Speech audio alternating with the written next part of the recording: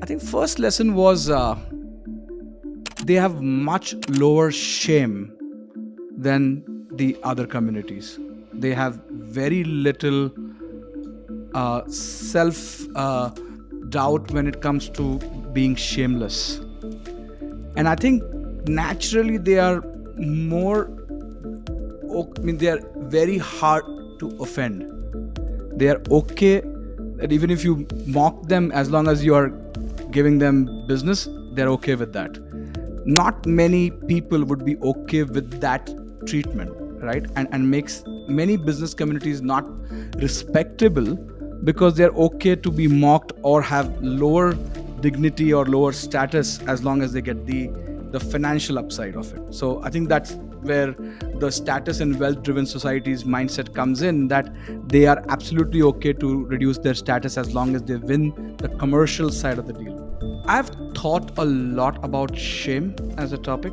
I think a lot of people who have been bullied and shamed and mocked early in life develop an unusual superpower to not give a damn about being mocked anymore, right? It's not surprising if one would say that, hey, Elon, the way you are, were you mocked a lot when you were younger because you were not a normal guy, and one would even say that you look like a guy on the spectrum, and the guy would probably say, yeah, probably true, but he doesn't feel that anymore, right? So what I noticed about is the training of kids. If we train kids through shame, let me give you an example. Let's say you tell them, hey, in India, it's very common that people will say, oh, if you do not score well, all your friends will make fun of you. All the relatives will make fun of you. Everybody is going to look down upon you. And they will say, shame, shame, right?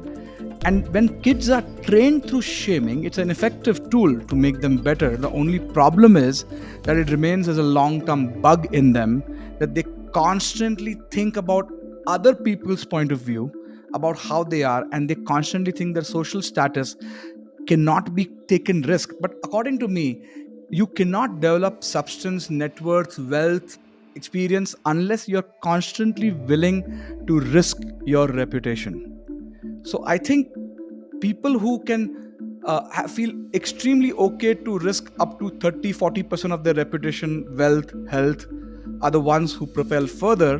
But a lot of people don't do that because in their head they will say, I can't even risk 1% of my reputation, which makes them not propel in life. But some people on the other extreme are very happy to go all in. So again, going back to the Gujarati communities, I know so many families go bankrupt all the time because going all in is not scary for them.